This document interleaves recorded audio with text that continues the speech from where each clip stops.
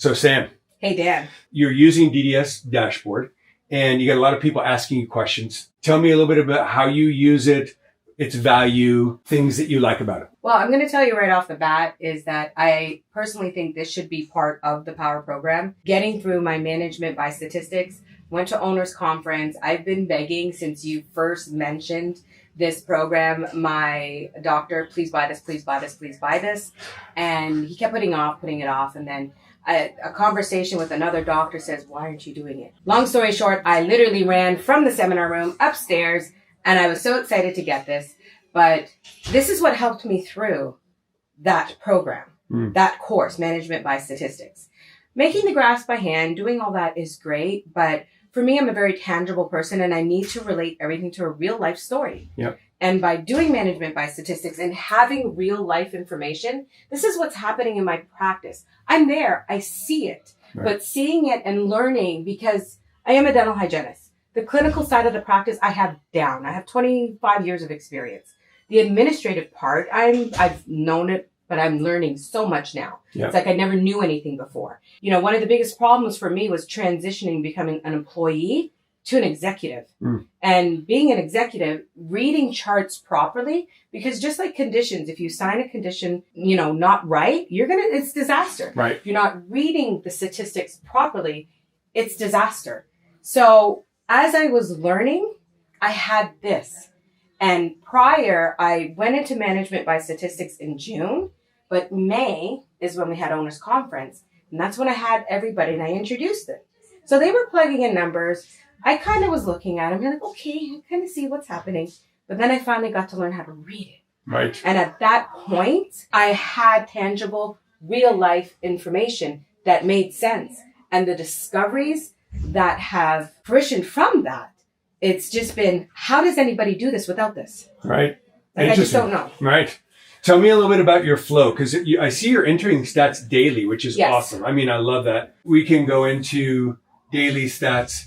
How do you get your staff to do it? When do they do it? What's the procedure? Actually, I caught Sandy doing it in the course room. Okay. Sandy, I see her with all these little stickies on the side of her little calendar. Yeah. And you see these little lines because everybody's like, how am I going to track how many phone calls I made in a day? Like, I make thousands of phone calls. It's like, I don't think you make thousands, but you make a couple. So let's track it. Just put a little line X, and get that going. So they have their papers. Yeah. And, you know, I did it slowly. Okay. I gave them 1 or 2 1 week. And when they started getting a hang of it, I gave them their next. Now they're like, oh, my stats. It's absolutely funny hearing them.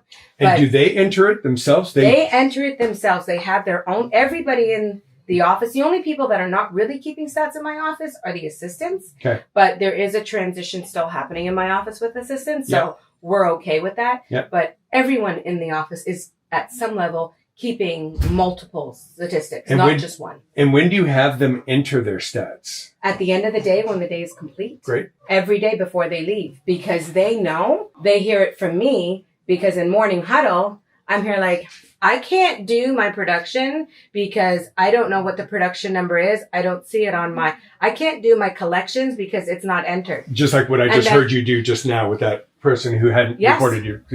Hello, like, you're not entering. How am I going to know this? And they're like, yeah, but I said, no. I said, you guys are impeding me from doing my job. Right. And I'm not going to go around like I used to and ask you, oh, what's the number? Oh, what's the number? I have 17 people in my office. Right. Do you know what that is for me to run around? Too much. No. I just open up the dashboard at my convenience and I see what everybody's done. And if they haven't done it, then they get a nice little kind little message from me. Hey. Right. I haven't seen you been keeping up with this. Can you get that done for me? Nice. Tell me a little bit about the response from the staff. Now that you're holding them accountable, they're inputting and keeping their own stats. What do you see? I have to literally go to my office and giggle. Like this week, my doctor has been sick and myself, because I am also the office manager and treatment plan coordinator, my scheduler. You know, she's keeping the percentage of appointments kept and her production. And all I heard every time I said, well, you know, Doc's going to be out. We got to reschedule. This is really going to affect my stat. And not my fault. And this really sucks because I'm going to be, judged on this. I'm the scheduler and I worked my butt off to schedule all these patients. And now I've got to enter 0. And she was not very happy. Right. She was really affected, especially knowing that she was not the cause of that. Right. But at the beginning, she started seeing stuff. And then she's like, when she had to be accountable and a number had to be associated to what she actually did for a day. Right. There was a lot of hesitation. There was a little bit of resistance from many staff members because they actually had to put it down and make it real. And then they see it. They see it. Right. And it's theirs. Right. So tell me what else do you like about this? How has this helped you in your job or benefited, the practice? I have been able to problem solve and find a lot of bugs with our practice. For instance, new patients. We were doing really, really great. We were seeing like 55, 68. The numbers were great for one practitioner, that many, only 4 days a week. We were doing great. Then all of a sudden, there was a downfall. And we could never figure out why and where this was coming from. It was always, well, maybe it's this, maybe it's that. Just being reasonable, right? So when we started keeping stats and keeping the stats on where the referrals were coming from, the bean theory, I was able to break it down. Right. And long story short, it was our actual website and ZocDoc. ZocDoc was sending us up to 21 patients a month, and it went down to 4. Oh. We were like, what the hell happened? Excuse my French. But we couldn't figure it out. So I got on with ZocDoc. They're like, we don't know. Let's look into this. The server, there was a disconnect. And they couldn't access our practice to make the appointments. I said, well, why didn't you send us a notification? They're like, no, they did not. No one sent us a notification. We were going, every day, not realizing, but hadn't I not seen that in a stat? Right. So you break down the stats by different patient sources. And referral sources, correct. I don't have that written on here per se, but that was actually my new patient coordinator. She has that, and that's actually another chart that I would like to we'll create draft that I would like create to some subsets because you're up to a bunch of stats, but you're using them. Different people, we're using them. We have a lot of substats, which my doctor is a little bit annoyed. He's like, you got too many stats. Yeah. But you know what? It's an accountability and for us to see. And at the beginning, absolutely everyone was a little annoyed that they had to be tracked. But once they got it now, they're like, oh my God, this is affecting my numbers. And I just got to go and giggle about it. But it's just resistance and just helping everybody get comfortable, doing it with a lot of ARC, communication. It's going to be okay. Change, some people resist. And this was a big change in the office. What do they think of the org board? Are they getting the concept of it? Did it help to have this visually where people can see their position and such? I used the org board up to yesterday. I had a senior, a team lead that I had to talk to her about something. And she's been really stressed out. And I literally brought the org board up and I'm here like, where are you on this org board? She goes, well, I'm right there. And I'm here like, okay, great. What is your valuable final product? And she was like, well, a little bit of confusion. I said, okay, we cleared that. Once we got through there, I said, so what I'm hearing from you as well, you're stressed. You're overworked. What are you doing? Well, I'm doing XYZ. And I said, and what is your position here? Well, I am this. And I said, well, you're here and you're doing work down here. The flow of this chart is to go down. Right. And you've allowed the flow to come up. Do you see how this organization board works? You are somewhat of an executive in this office. You're a team lead. We call her a team lead. Yeah. You're a team lead. You're overseeing it. You're not doing it. But you're stressed because you're handling your position and you're doing that junior's position there. Interesting. So this is how this works. I'm hearing you're stressed. I'm hearing this. I'm hearing, let's problem solve this. Does this make things better and easier? She's like, well, yeah. She got it. Yeah. I use this all the time. Nice. And I'm here like, if the assistant or a hygienist needs something. Okay, so you need this. So who are you going to go to? Well, I don't know.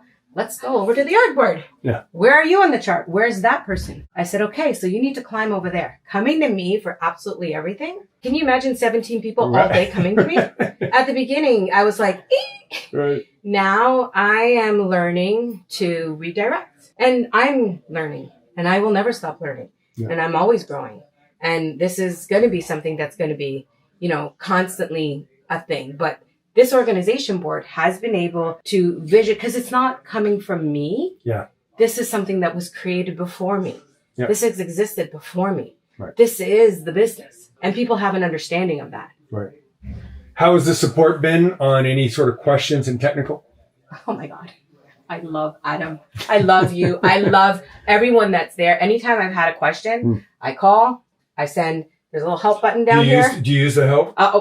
All the time. Yeah. And what I love about it, if someone is not able to get a hold of you, they send an email later at their convenience, which is fine. Yeah. Because I may not be able to correspond with, Daniel, Adam, yourself, whoever is answering me. Right. I put the question out there. I know they'll get back to me, but if I'm not able to and it's after hours, then I send it right back in an email. Nice. The whole way that has worked, it's been phenomenal. Yeah. And everybody has been very supportive because, as I said, I'm the clinical side. IT is not my game, but I've learned how to do some crazy things in this last year that I never thought I was capable of doing with IT. But it's the support that's helped me. Nice. So I commend you all. Oh, awesome. Yeah. Tell me, lastly, you keep getting clients that ask you questions. What do they ask you? What are the questions they ask you about this thing? So it's funny because in the course room, the supervisors, because of the way that I'm able to communicate with other clients that are in there, they pull me for this and that. And they overhear conversations. Right. And then I'm like, okay. So it's like, hey, and then they'll come up to me and then I'll tell them, they're always asking. And I'm here like, do you not have the dashboard? Well, no, I just didn't buy it. I have this management program thing. I said, that's great, but you need this. I said, you have a management program for just this that's entering your stats. Where is your library with all your videos, tutorials? Where is all of that? I said, this is one-stop shop. Everything is in here. I mean, if you go through here, if you go down to pictures, I've actually loaded pictures here because we had a point where we didn't have assistants in. All the assistants were late. So I've got to go set up a room. I was an assistant. That's how I started in dentistry. So I know how to, set up certain things. So this is the tray. This is the tray. Wow. And I've just taken pictures of everything and they've set it up. This is what's needed for a setup for a filling. I actually I should name them. Yeah. Classified filling, root canal, that, whatever. I should be doing that, but... Yeah, I'll show you. It'll take 10 seconds. Yeah. I'll show you how to do that. It's quick. But that's great. And so they use this as a reference point. Right. And I'm actually, as a problem comes up, you can hit policies. I have written a policy. Oh, it went up there. Yeah, so it right there. So what it does, that's downloading. It's a Word document. Oh, right. Okay. And I have my whole policy written out. This is a policy on making appointments because for some reason at the beginning of our training, when we started the program, we were having a problem with appointments. Right. And it's like, okay, they weren't doing it in a fashionable order to collect the information and get off the phone quickly. Mm-hmm. So we created a policy. Nice. So my scheduler and all my front desk have read this, signed it, it's in their file. And it's all been assigned. So I see you've assigned it to the different people. Yep. So now they have it in their hat. Yeah. So if I go over to the org board, I can go to that person and see your assistant and go to the hatting assigned, and there's all the hatting assigned. See all the pictures, because I'm going to have that for the assistant. Right. So this is the glossary. Of course, their job description. Right. Why is it important for an assistant to be at a morning meeting? It's all there. Nice. Well, good job. Thank you. Yeah. Is there anything else that you commonly get asked that would be a good thing to go over with people? Why do they need this? It's like, I don't really need this. I'm here like, yes, you do. I've learned there's the good way, and then there's the easy way, and then there's the hard way. I say not having the dashboard a part of your journey at MGE is definitely the hard way. The easier way is what you want, because I'm all about simplifying things so I can solve the problem, move on to the next. Just starting at the course Management by Statistics. If I didn't have this, that course would have taken me a lot longer.